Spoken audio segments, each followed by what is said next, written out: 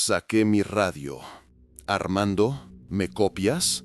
Su voz somnolienta respondió. Aquí, Raúl, ¿qué pez?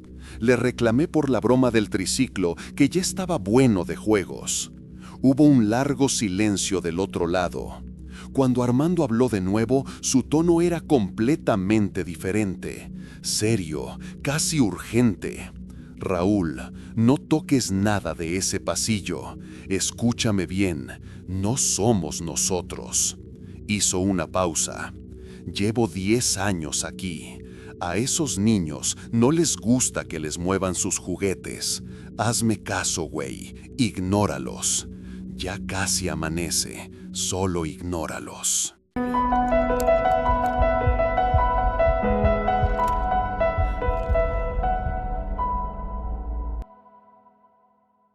El zumbido de los congeladores es el único sonido que debería oírse en una bodega aurrerá cerrada. Pero esta noche no será así. Les presento un archivo de lo imposible, la evidencia paranormal de lo que acecha entre las ofertas. Este es un testimonio real de los ecos que la gerencia no puede explicar y de lo que no aparece en el inventario. Respondan algo en los comentarios. ¿Han trabajado de noche? Mi nombre es Luca. Y la primera anomalía se registró en el pasillo 7.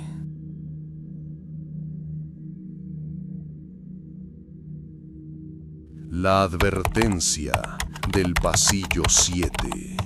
Era mi última noche en esta chamba. Después de 2 años de rondines solitarios bajo la luz amarillenta de la bodega horrera de Naucalpan, por fin me habían dado el cambio al turno de día en la sucursal del centro. Un mejor sueldo, un horario decente. El alivio era tan grande que casi podía saborearlo, mezclado con el café instantáneo Nescafé que revolvía en un vaso de unicel. Afuera, el periférico norte era un río de luces distantes y silenciosas. Adentro, solo el zumbido grave de los congeladores Criotec y el eco de mis propias pisadas en el linóleo pulido. Cerré la cortina de acero principal con un estruendo metálico que retumbó en la inmensidad de la tienda vacía.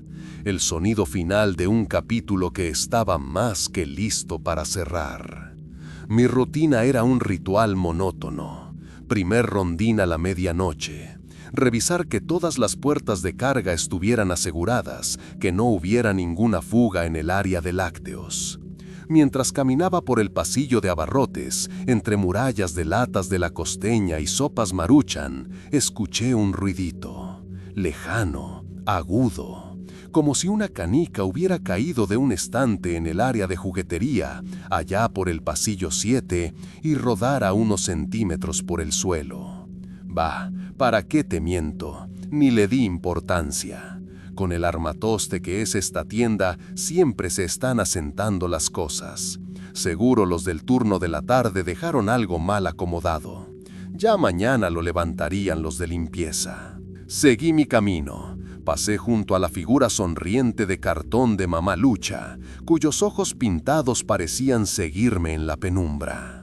Me encerré de nuevo en mi pequeño cuarto de seguridad, con la radio mal sintonizada en una estación de cumbias que se perdía en la estática. A las 2 de la mañana salí para la segunda ronda. El aire en el área de congelados era denso y helado. Fue ahí cuando lo oí de nuevo, esta vez sin duda alguna. El sonido claro de una pequeña pelota de goma rebotando un par de veces en el suelo del pasillo 7. 1, 2, silencio. Y después algo que me heló la sangre más que los propios congeladores. Una risita, lejana, ahogada, como de un niño jugando a esconderse. Me saqué de onda. Apagué mi radio de mano y agucé el oído. Nada, solo el zumbido eléctrico de la tienda. Ya me está pegando el sueño, me dije tratando de convencerme. Es el aire acondicionado seguro. Regresé a mi cuarto y le subí a la radio. Necesitaba ahogar ese silencio que de repente se sentía lleno de cosas. La ronda de las 3:30 fue la que me quebró el escepticismo. Caminaba con fastidio, contando los minutos para que dieran las 6. Al pasar por la cabecera del pasillo 7, me detuve en seco. Justo a la mitad del pasillo, perfectamente centrado, había un triciclo rojo de la marca Apache. Yo estaba seguro, segurísimo, de que ese triciclo no estaba ahí en mi ronda anterior. Me enojé. Ahora sí se pasaron de listos, murmuré. Pensé en Armando, el guardia de la caseta exterior, o en el relevo de la mañana. Una broma de despedida, ya ni la muelan. Fui hasta el triciclo y lo empujé con fuerza, metiéndolo de vuelta en su lugar entre las bicicletas. El ruido de las ruedas de plástico contra el suelo pulido sonó como un grito en la quietud. Saqué mi radio. «Armando, ¿me copias?» La estática respondió primero. Luego, su voz somnolienta. «Aquí, Raúl, ¿qué ves?» Le reclamé por la broma, que ya estaba bueno de juegos. Hubo un largo silencio del otro lado. Cuando Armando habló de nuevo, su tono era completamente diferente, serio, casi urgente. «Raúl, no toques nada de ese pasillo. Escúchame bien, no somos nosotros». Hizo una pausa. «Llevo 10 años aquí. A esos niños no les gusta que les muevan sus juguetes. Hazme caso, güey. Ignóralos. Ya casi amanece. Solo ignóralos». Antes de que pudiera responder, la comunicación se cortó en un chillido de estática. Me quedé paralizado. ¿Niños? Me metí de un tirón al cuarto de seguridad y le puse el cerrojo, un gesto inútil que de alguna forma me hizo sentir más seguro. Prendí la televisión pequeña, le subí a todo el volumen y traté de perderme en los videos de mi celular, pero ya no podía. Cada crujido de la tienda, cada vibración de los refrigeradores me parecía una señal. La advertencia de Armando se repetía en mi cabeza. ¡Qué niños! Un rumor viejo decía que un par de hermanitos se habían perdido en la construcción de la tienda hacía años. Cuentos para asustar novatos, siempre lo pensé así. Pero la seriedad en la voz de Armando, eso era real. La necesidad de entender, de encontrar una explicación lógica, me carcomía por dentro. Era mi última noche. No podía irme con esa duda, con ese miedo. Tenía que demostrar que todo era una tontería. Apagué la televisión. El silencio regresó, pesado, expectante. Salí del cuarto y caminé despacio, mis botas rechinando más que nunca.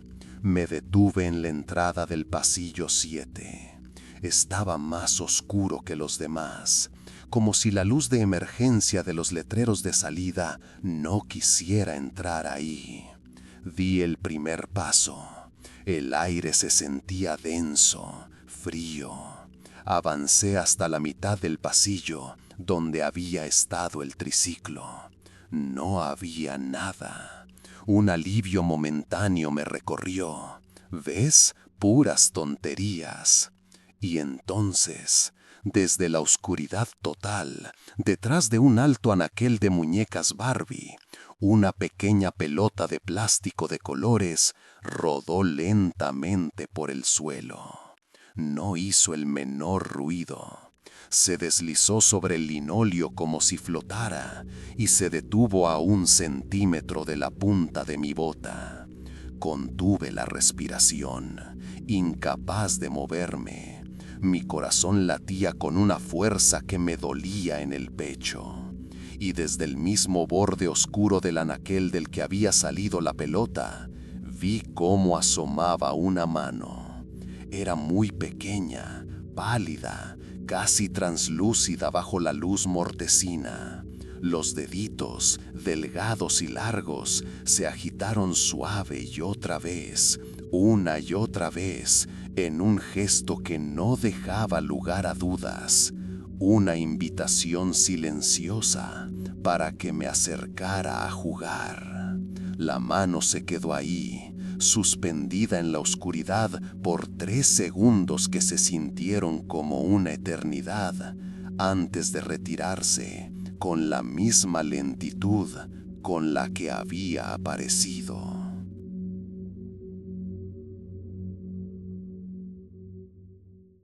El hombre que se quedó en los monitores.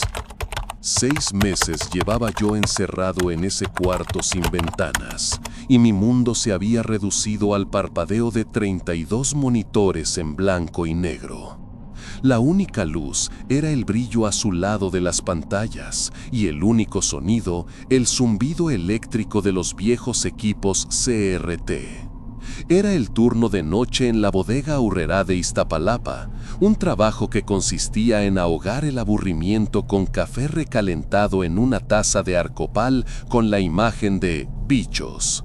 Mi labor era simple: observar, buscar la anomalía, al fardero que intentara ocultar algo bajo su ropa.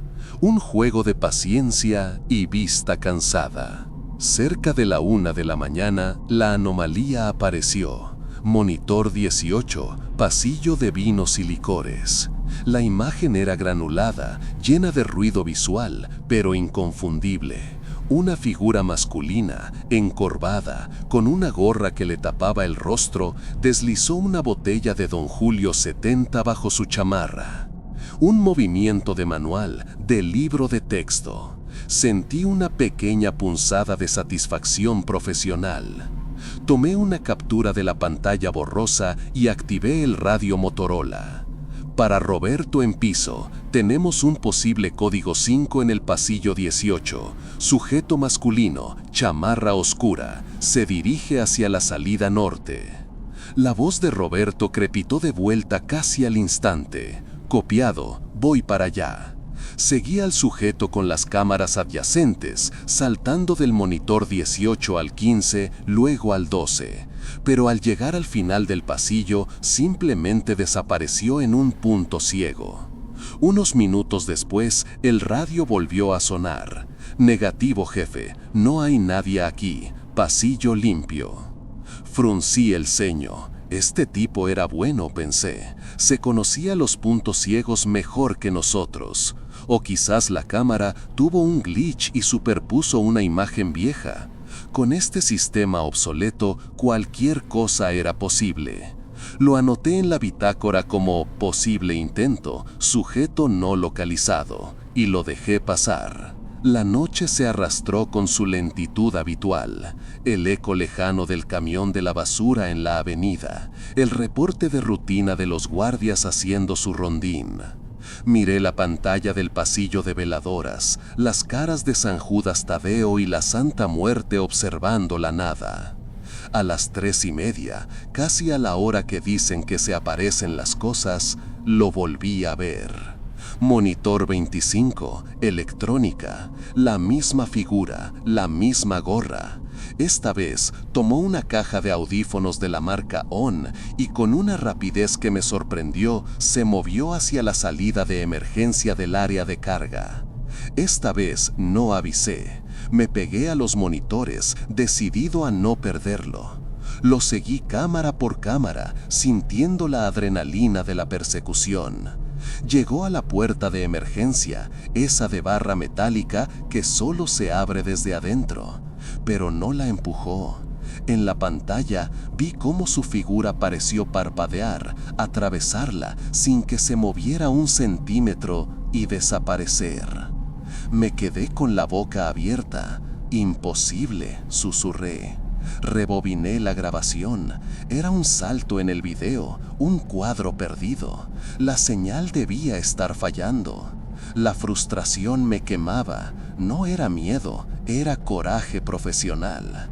¿Cómo se me iba a escapar 2 veces el mismo tipo? Justo en ese momento, la puerta del cuarto de monitoreo se abrió y entró don Miguel, el supervisor. un hombre mayor con la espalda vencida por 30 años en la empresa. ¿Mucho movimiento, Javier?, preguntó mientras se servía un café. Le conté, molesto, sobre el ladrón fantasma que se colaba por las paredes. Don Miguel dejó de remover el azúcar, se me quedó viendo fijamente y su rostro perdió todo color. Se acercó a mi escritorio y bajó la voz. «Muchacho», dijo, y su aliento olía a cigarros faros. «Si lo vuelves a ver, no le quites los ojos de encima en las pantallas, pero por nada del mundo mandes a nadie a buscarlo. Déjalo que haga lo suyo». Es el que se quedó. Sin decir más, tomó su café y se fue, dejándome con un frío que no era del aire acondicionado. Las palabras de don Miguel me dieron vueltas en la cabeza. El que se quedó. Puras supersticiones de gente mayor, me dije, un cuento para pasar la noche, pero la advertencia me había inquietado. Decidí ignorarlo. Si volvía a aparecer, no iba a dejarlo ir. Era una cuestión de orgullo. Formulé un plan. Coordinaría a los 2 guardias de piso, Roberto y Carlos. Los usaría para acorralar al sujeto, cubriendo ambas salidas del pasillo donde apareciera. Usaría todas las cámaras. Era un plan lógico, infalible. Iba a demostrarle a don Miguel que solo era un ladrón muy astuto. A las 5:15, cuando la primera luz pálida del amanecer comenzaba a teñir de azul las cámaras exteriores, apareció por última vez. Monitor 3, abarrotes, tomó una bolsa de pan tostado Bimbo. Era casi ridículo. Tomé el radio. «Roberto, Carlos, atentos, lo tengo en el 3. Quiero que cubran las 2 cabeceras del pasillo. A mi señal». Dirigí a cada uno a su posición, mis ojos saltando de una pantalla a otra. «Está atrapado, no tiene a dónde ir», dije por el radio, sintiendo el triunfo cerca. En la pantalla vi cómo la figura se detuvo a mitad del pasillo. Vio a Roberto acercarse por un lado, a Carlos por el otro, pero no corrió. Lentamente levantó la vista, como si supiera exactamente en qué parte del techo estaba la cámara. Miró directo hacia mí. La imagen se llenó de estática, un chillido blanco y violento que duró un segundo. Cuando la señal volvió, el hombre ya no estaba. El pasillo estaba completamente vacío. «Jefe, aquí no hay nadie», reportó Roberto, su voz teñida de confusión. Derrotado, me recargué en la silla. Empecé a rebobinar la grabación, cuadro por cuadro, buscando la explicación técnica, el glitch que me diera la razón. La puerta se abrió de nuevo. Era don Miguel, con su termo en la mano, listo para el cambio de turno. Vio la frustración en mi cara, la grabación retrocediendo en la pantalla principal. Suspiró, un sonido cansado, antiguo. «No lo vas a encontrar», dijo suavemente. Se acercó y señaló la figura pausada en el monitor. «Llevo 20 años viendo a ese pobre hombre intentar robar algo para llevarle de comer a su familia». Hizo una pausa y me miró con una tristeza infinita. «Lo único que no sabe es que ya no tiene una».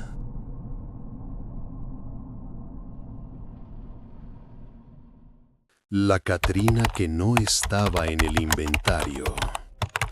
Mi primer trabajo de verdad, a mis 19 años, que me dieran la responsabilidad de montar la ofrenda principal de Día de Muertos en la bodega horrera de Pátzcuaro, se sentía como un honor.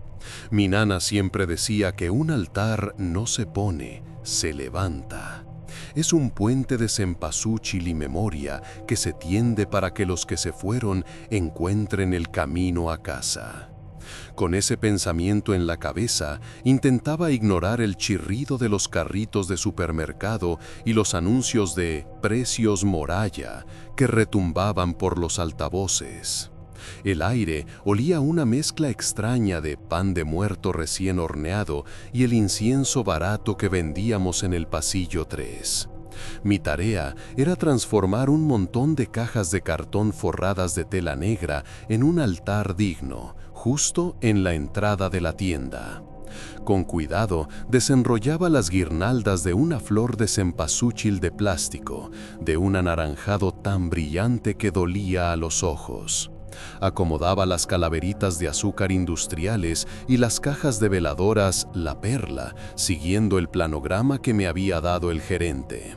Era un choque cultural en sí mismo, mi devoción contra el manual corporativo. Fue al desempacar la última caja de mercancía de temporada que la encontré. No venía en empaque, no tenía código de barras. Era una figura de la Catrina de unos 50 centímetros, hecha de un barro negro, liso y frío. El nivel de detalle era extraordinario, muy diferente a todo lo demás. No era una pieza industrial, era artesanal. Su vestido, grabado en la arcilla, tenía pliegues delicados, y su rostro no tenía la sonrisa festiva de las otras calaveras. Su expresión era de un luto profundo, una tristeza antigua que me inquietó. Al levantarla, noté su peso inusual y un frío que se me metió en los huesos, un frío que no tenía nada que ver con la temperatura de la tienda. Seguro es una pieza especial que compró el gerente, me dije para tranquilizarme. Está muy bien hecha. Con una reverencia casi instintiva, la coloqué en el nivel más alto del altar, justo en el centro. Pasaron las horas. Mientras acomodaba unas velas cerca de la figura, juraría que escuché un susurro. Una sola palabra, ininteligible, como el final de una oración rezada muy rápido. Al mismo tiempo, sentí una corriente de aire helado que me erizó la piel del cuello. Me giré, pero solo vi el pasillo de bebidas, con sus congeladores empañados. Es el eco de los altavoces, pensé, y el frío viene de los refrescos. Más tarde, me alejé para admirar cómo iba quedando el altar. Se veía bien, a pesar de todo, pero algo no cuadraba. Una de las fotografías genéricas que usábamos para simular a los difuntos, el retrato de un hombre con bigote de la época de la Revolución, se había caído boca abajo. La levanté, asegurándome de que el portarretratos estuviera bien apoyado. Seguí trabajando en otro extremo de la ofrenda y al volver a mirar, minutos después, la misma foto estaba en el suelo de nuevo. Miré a la Catrina, que estaba justo a su lado, inmóvil. La vibración de los carritos de los clientes me convencí. La base del marco debe estar chueca. El verdadero susto vino después del almuerzo. Estaba agachada, conectando una serie de luces, cuando por el rabillo del ojo vi algo. Una sombra alta y delgada que pasó rapidísimo por detrás del altar. Me levanté de un salto, el corazón martillándome en la garganta. No había nadie. El pasillo estaba lleno de gente empujando sus carritos, buscando ofertas. Nadie parecía haber notado nada.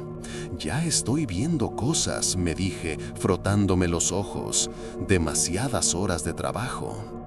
Cerca del final de mi turno, el gerente pasó a revisar mi avance.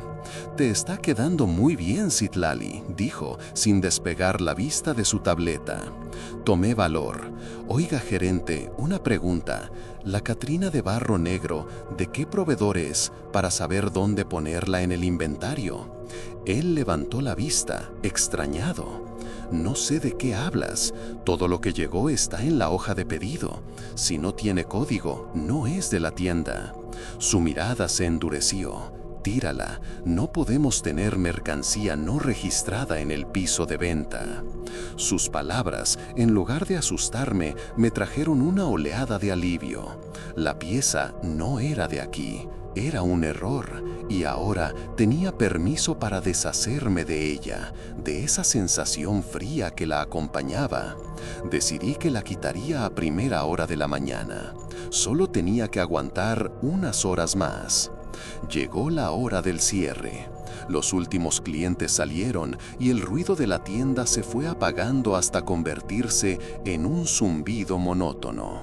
Me acerqué al altar para dar un último vistazo antes de irme. La Catrina seguía ahí, en el centro, observando la tienda vacía con sus ojos huecos y tristes. No quise esperar a mañana, quería sacarla de ahí en ese mismo momento. Extendí las manos, mis dedos a punto de rozar la arcilla fría. En ese instante, todas las pequeñas LED que había instalado en la ofrenda parpadearon una vez y se apagaron de golpe. El rincón quedó sumido en una oscuridad casi total, rota solo por el resplandor lejano de la farmacia. El silencio fue absoluto, y en ese silencio escuché un susurro. No era lejano ni ahogado, estaba justo a mi lado, tan claro como si alguien estuviera pegado a mi oído. Una voz femenina, vieja y seca como hojas muertas. A él no le gusta que me toquen. Retiré las manos como si la figura quemara. Aterrada, inmóvil en la penumbra, vi cómo la cabeza de la Catrina de barro comenzaba a girar. Lenta, antinaturalmente, con el sonido apenas perceptible de arcilla raspando contra arcilla, se movió sobre su cuello rígido hasta que sus cuencas vacías me miraron directamente.